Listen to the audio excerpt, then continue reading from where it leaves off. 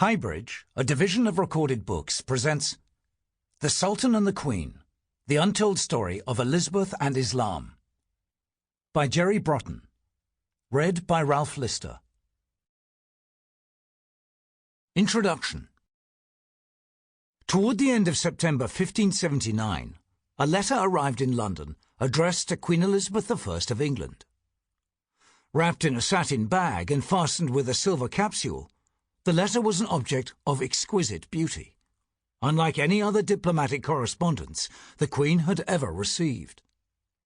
It was written on a large parchment roll dusted with gold and dominated by an elaborate calligraphic monogram and emblazoned with a flourish across the top. The letter was composed in Ottoman Turkish, a stylized Arabic script that was used in all formal correspondence by its sender, the 33-year-old Ottoman Sultan, Murad III. This was the very first communication between a Turkish sultan and an English ruler. It was written in response to the arrival in Constantinople that spring of an English merchant, William Harborne, who had requested commercial privileges for his country, superior to those that had thus far been awarded to any other Christian nation by the Ottomans. It had taken 6 months for the letter to make its way from Constantinople to London, where it was presented to the Queen alongside a Latin translation prepared by an imperial scribe. The letter followed the standard conventions of an Ottoman hukm, a written order to a subject, and was addressed as a direct command to Elizabeth, who is Queen of the domain of Anletar. Murad told Elizabeth that he had been informed of the arrival of her traders and merchants of those parts coming to our divinely protected dominions and carrying on trade. He issued an edict that if her agents and merchants shall come from the domain of Anletar by sea with their barks and with their ships, let no one interfere. As long as this queen from a faraway country was prepared to accept Murad's superiority and to function as his subject, he would be happy to protect her merchants. Elizabeth responded quickly. The opening of her letter, dated October the 25th, 1579, was as revealing as Murad's. The Queen began by describing herself as Elizabeth, by the grace of the most mighty God, the only creator of heaven and earth, of England, France, and Ireland, Queen, the most invincible and most mighty defender of the Christian faith against all kind of idolatries, of all that live among the Christians, and falsely profess the name of Christ, unto the most imperial and most invincible prince, Sultan Murad Khan, the most mighty ruler of the kingdom of Turkey, sole and above all, the most sovereign monarch of the East Empire, greeting, and many happy and fortunate years. Elizabeth was eager to boast of her own imperial aspirations, although it was stretching credulity to suggest she was Queen of France, and to assure Murad that she shared his antipathy toward Catholic idolatry and those falsely professing Christ. But her main interest was in establishing a commercial relationship with the Ottomans, even if it meant having to write from a position of subjection. Most imperial and most invincible Emperor, we have received the letters of your mighty highness, written to us from Constantinople, the 15th day of March this present year, whereby we understand how graciously and how favourably the humble petitions of one William Harborne, a subject of ours, resident in the imperial city of your highness, presented unto your majesty for the obtaining of access for him and 2 other merchants, more of his company are merchants also, to come with merchandises both by sea and land to the countries and territories subject to your government, and from thence again to return home with good leave and liberty, were accepted of your most invincible imperial highness. This was the start of a cordial 17-year-long correspondence between the Sultan and the Queen that marked the beginning of one of history's more unlikely alliances. For the wily Protestant Queen, who had already held on to her crown for 21 years in the face of implacable Catholic opposition to her rule, It was yet another shrewd move designed to ensure her political survival. Ever since Elizabeth's excommunication by Pope Pius V in 1570, Europe's Catholic powers had offered English merchants only limited commercial access to their ports and cities. In response to the growing economic crisis that ensued, a group of merchants came together and proposed to explore, with the Queen's blessing, the possibility of direct trade with the fabled lands to the east. The Venetians and Spaniards had long acted as middlemen in the eastern trade, and most of the coveted spices and fine silks from Persia and the Indies came through their ports. But a handful of enterprising English traders came up with a new business model that would help them raise capital while minimizing their own personal risk. Shortly before writing her first letter to Murad, Elizabeth had authorized the creation of England's first joint stock company, known as the Muscovy Company, a model that would be replicated in Turkey and, much later, in the colonization of India and America. The idea was simple enough. Given the expense and uncertainty of setting off on long expeditions to the east, the merchants contracted to share both the costs and the potential profits in relation to their investment of capital. It was the unwitting conception of a new model for conducting business, one that was to have revolutionary long-term consequences.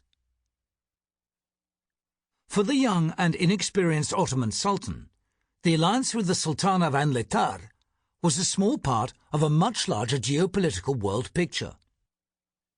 13 years younger than Elizabeth, Murad had ascended to the throne of the 400-year-old Ottoman Empire at its height, when it still ruled vast swathes of North Africa, Central Asia, the Middle East and the Balkans. He faced challenges on multiple fronts: protracted wars with the Safavid dynasty of Persia to the east, revolts against Ottoman rule in the Balkans, challenges from Spain and the Holy Roman Empire in Europe, as well as domestic factionalism within the ruling court in Constantinople. Pious, fragile, sedentary and prone to epilepsy, Murad was far more absorbed by his domestic situation within the walls of the Topkapi Palace than by the administration of his empire, which he largely delegated to his viziers and provincial governors. He allowed his chief consort, the Albanian-born Safiye Sultan, to exercise unprecedented political power from within the protected space of his fabled harem, and gave his mother, Nubanu Sultan, free rein to dictate rival policies to those of his mistress, with disastrous consequences. It was probably fortuitous for Elizabeth that the Sultan was more interested in inviting Sufi mystics to interpret his dreams than in administering his extensive empire. Murad's court was complacent enough to claim that the alliance with England was so complete that all that was required for her merchants to become Muslim was to raise their forefinger and recite the confession of faith. England's fascination with the Islamic world went back even further than this first exchange of letters between the Sultan and the Queen. English merchants had begun doing business in Morocco and Syria as early as the 1550s. Henry VIII often appeared at festivities, apparelled after Turkey fashion, dressed in silk and velvet, and sporting a turban and a scimitar. His merchants imported rich silks, intricate textiles, and exotic commodities such as rhubarb, currants, and sweet wines from the East, as well as the Moroccan sugar that his daughter Elizabeth consumed in such copious quantities it blackened her teeth. His daughter increased the tempo of exchange and embarked on a new policy of outreach to the Muslim world. The trade reached such a level that by the end of Elizabeth's reign, thousands of her subjects were to be found in the Islamic world, some working in trade and diplomacy, others as pirates or adventurers, and many forced to convert and live as slaves. They travelled through and lived in places like Aleppo, Raqqa, Fallujah, Baghdad, Tripoli, and Algiers. The merchants and adventurers who left England to travel in the East returned with new commodities and new ideas that transformed culture and society at home. Few prosperous Elizabethan homes were without Turkey carpets, elaborately knotted floor and wall coverings with Islamic motifs made by Anatolian, Egyptian, Syrian or Persian weavers, as well as silk quilts or embroidered tapestries. Even the language of 16th century England was replete with terms drawn from commercial exchanges with Islamic countries. Sugar, candy, crimson, from the Turkish karmiz, turquoise or turkey stone, indigo, tulip, from the Turkish pronunciation of Persian dulband or turban, and zero, all entered the language and took on their modern associations during this period, primarily thanks to Anglo-Islamic trade. Despite the extensive nature of such exchanges, Elizabeth and her subjects would not have recognized the term Muslim, which was first used in English in 1615, defined as one that is instructed in the belief of the Mahometans. The first mention in English of Islam appears in 1625, when the travel writer Samuel Purchas quoted a Javanese prince as saying that the religion of Islam doth not agree with the Christian religion. Various terms are used by the Elizabethans instead: Mahometans, Ottomites, Saracens, Persians, Moors, pagans, and Turks, a catch-all term for anyone who would be recognized today as a Muslim. These terms conjured a range of beliefs and assumptions, from horror and disgust to wonder and curiosity. Few people attempted to understand Islam on its own theological terms at the time. Instead, throughout the Tudor period, a powerful set of misrepresentations, misconceptions, and misunderstandings developed that defined relations between the two faiths. The amicable relationship that prospered under Elizabeth arose not from a principle of tolerance, but as a result of political expediency. Nevertheless, the exchanges that ensued gave rise to a variety of encounters and transactions between Muslims and English Protestants, which have largely been ignored in most histories of the Elizabethan era. England still likes to regard itself as a world power, but in the 16th century it was a country that lay on the fringes of the known world, and the Ottoman Sultan, whose empire stretched from Egypt to Central Europe, was widely recognized as a far more powerful and important player on the world stage. As exchanges with the Islamic world increased throughout Elizabeth's reign, English scholars made some attempt to try to understand the scale and power of the Ottoman Empire. In 1603, Richard Knowles, a grammar school teacher from Kent, published a monumental 1,200-page survey, The General History of the Turks, from the first beginning of that nation to the rising of the Ottoman family, the first chronicle of the Ottoman Empire written in English. Drawing on continental European accounts describing the rise of the Turks in minute detail, Knowles's book became the standard authority on the Ottomans, whom he described as the glorious empire of the Turks, the present terror of the world. Curiosity for all things from the Orient gripped Elizabethan England and inevitably reached its theatres.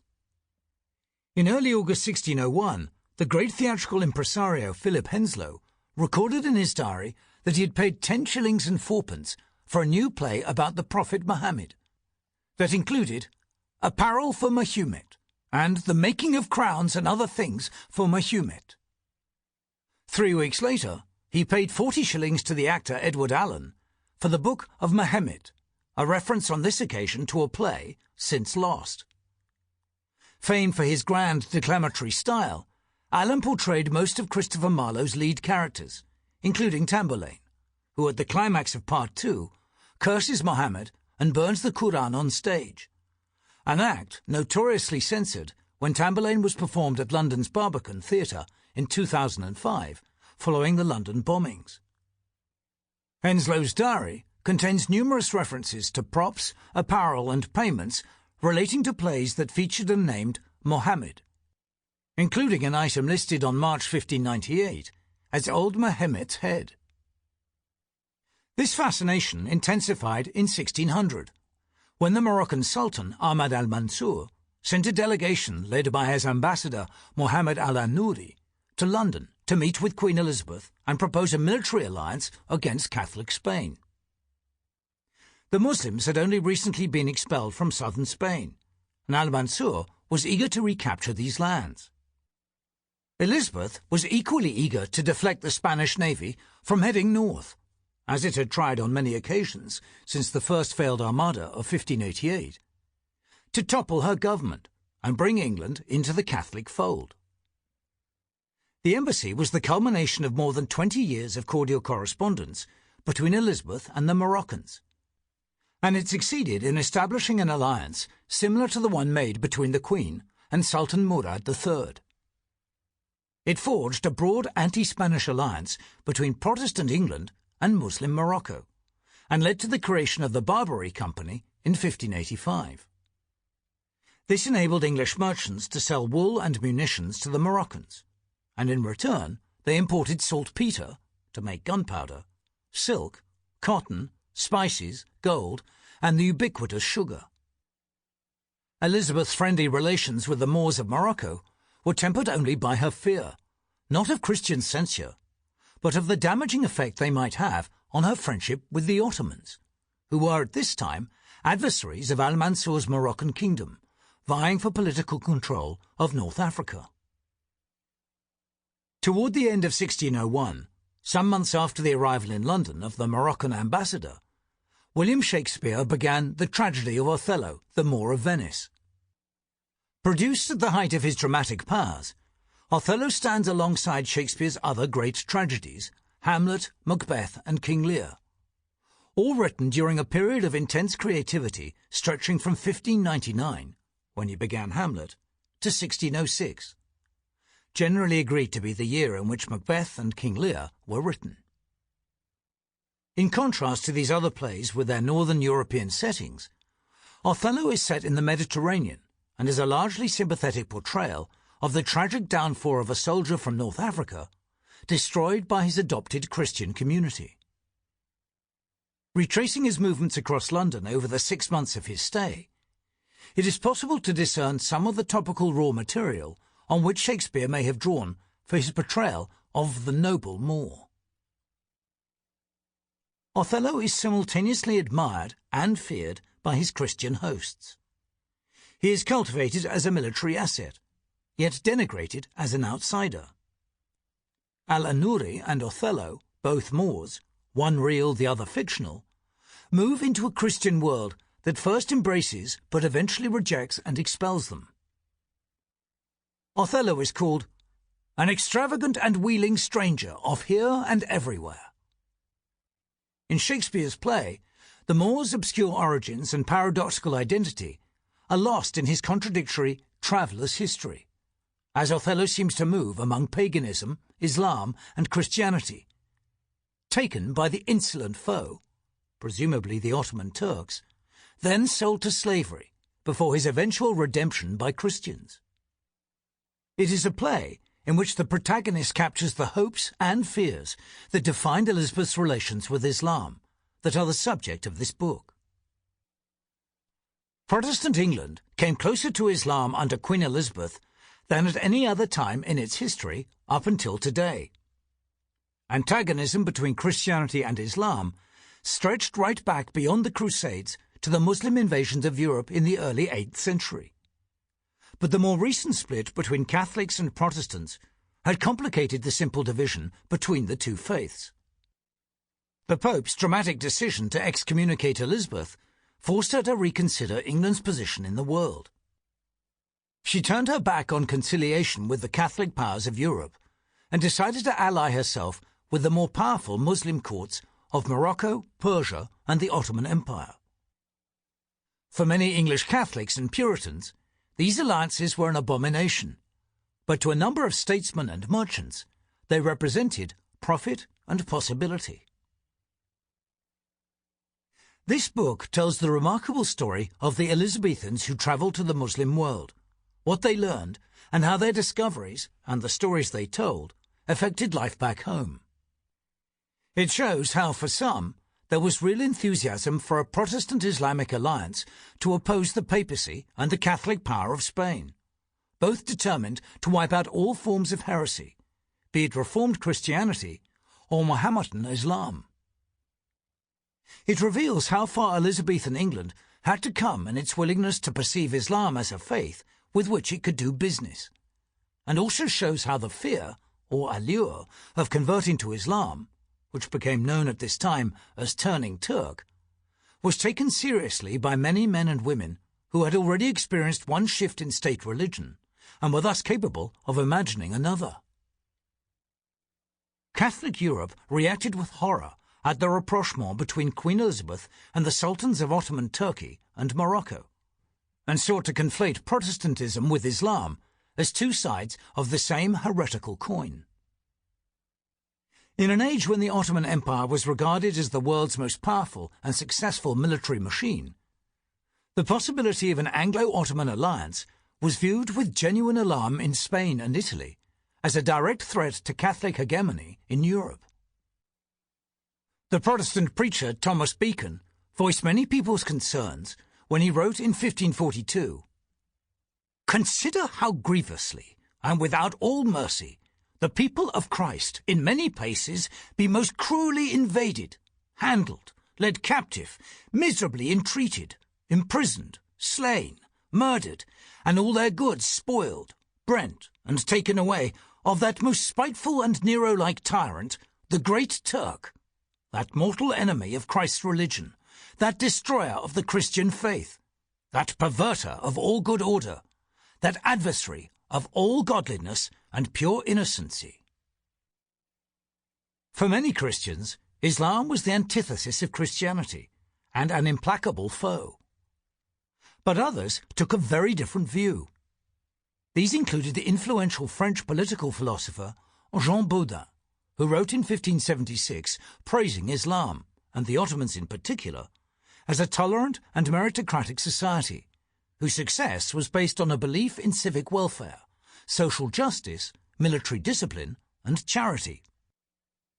Baudin ridiculed the suggestion that the Spanish Empire could maintain the imperial mantle of ancient Rome, arguing that if there is anywhere in the world any majesty of empire and of true monarchy, it must radiate from the Ottoman Sultan. He owns the richest parts of Asia, Africa, and Europe, and he rules far and wide over the entire Mediterranean. Baudin knew that history offered many examples of Christian states forging alliances with the Ottomans. After the fall of Constantinople in 1453, the Venetians agreed to mutually beneficial commercial treaties with Sultan Mehmed II. And in 1536, the French king Francis I forged a formal alliance with Sultan Suleiman I to confront their common enemy, Charles V. Polemics like Beacon's have tended to drown out more considered voices like Baudin's in most histories of Christianity's relations with Islam. One of the purposes of this book is to show how Elizabethan England performed a delicate balancing act between the two that was unique in Europe. The English responded to the Muslim powers in a number of ways. As a force that might just save England from Catholicism, as a military empire that could overrun all of Christianity, and as an international commercial power capable of enriching those who worked with it. The thousands of English merchants, diplomats, sailors, soldiers, preachers, artisans and servants who spent time in Muslim countries, from North Africa to Persia, each offered his own perspective.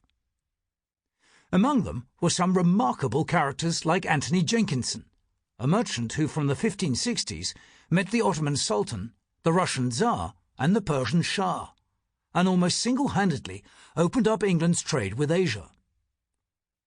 William Harborne, England's first official ambassador to the Ottoman Empire. The merchant Samson Rowley, who was captured, castrated, converted, and lived the rest of his life as a chief eunuch and treasurer of Algiers under the name Hassan Aga. And Sir Anthony Shirley, a renegade, recusant and opportunist, who travelled all the way to Persia, where he befriended Shah Abbas I and went native, becoming the Shah's personal envoy, touring Europe's capitals dressed as a Persian and extolling the virtues of a Euro-Persian military alliance against the Turks. Each one travelled with his own particular agenda and expectations, which all fed into the diverse and often contradictory body of experiences that collectively made up Elizabethan approaches to Islam. The story of how Elizabethan men and women engaged with the Muslim world has never been part of the Tudor historian's view, which has always assumed that Shakespeare's England, this sceptred isle, existed in splendid isolation from much of the rest of the world, and encountered Turks, Saracens, and Mahometans only at the furthest limits of its literary imagination. This was far from being the case.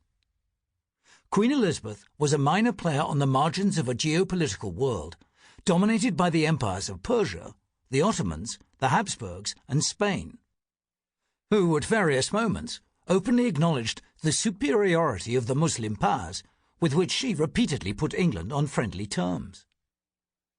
This does not mean that England under Elizabeth was a halcyon world where Christians and Muslims happily coexisted in an atmosphere of religious toleration and acceptance of each other's cultural differences. The relationship was often based on mutual suspicion, misunderstanding, and ambivalence. Its consequences were various and sometimes contradictory. Those involved were mostly driven by self-interest and did not believe they were playing out some profound clash between civilizations. It is a subtle and complicated history that illuminates the Elizabethan period, and also our own. 1. Conquering Tunis. Unseasonably stormy weather greeted Prince Philip as he sailed up the English Channel in June 1554. Under the terms of his imminent marriage to Mary Tudor, the future King of Spain and Portugal and ruler of much of the New World was about to become King of England and Ireland, jure uxoris, by right of marriage. This alliance would have a lasting effect upon the subsequent history of Tudor England. At the age of 6, Mary, the eldest child of King Henry VIII, by his first wife, the Spanish Catherine of Aragon, had been betrothed to her mother's nephew, the Holy Roman Emperor Charles V. But Charles found better prospects closer to home, and Mary would eventually be offered to his son. Before Henry VIII's decision to separate the Church of England from the Roman Catholic Church, an alliance between Spain and England would have been regarded as a convenient formality between royal cousins. But the Reformation changed everything. By the time Mary's sickly and childless younger brother Edward died in 1553, leaving his sister to inherit the throne, England and Spain were on opposite sides of a deep religious divide. Just 5 days before the marriage, Philip landed at Southampton in a Spanish flotilla escorted into harbour by a fleet of 28 English vessels. As he stepped onto English soil, the Lord Steward, Francis Talbot, Earl of Shrewsbury, ceremonially presented the 27-year-old Spanish prince with the Order of the Garter, the highest chivalric honour an English monarch can bestow. Philip's Spanish advisers were on their best behaviour, but they remained suspicious of a country that for 5 years had broadly embraced Calvinism as the official religion of the state. The English, as one Spaniard privately noted, were a barbarian and highly heretical people, who murdered monks and were contemptuous of God and his saints. Simon Reynard, Spain's resident ambassador, fully anticipated the difficulty of selling the marriage to a deeply divided country. Many Englishmen and women feared they were going to be enslaved, for the Queen is a Spanish woman at heart, and thinks nothing of Englishmen, but only of Spaniards and bishops. Her idea, they say, is to have the King crowned by force, and deprive the Lady Elizabeth of her right, making the operation of the law subject to her own will. Philip was told to avoid alienating his hosts and to tread carefully. He spent 3 days in Southampton recovering from his journey before riding to Winchester with a magnificent retinue of 2,000 English and Spanish nobles on horseback. The Lord Chancellor and Bishop of Winchester, Stephen Gardiner, met him at Winchester Cathedral with an English audience of 5 other prominent English bishops. who lavished him with as much love as one could say. That evening, Philip met his future wife. Sample complete. Ready to continue?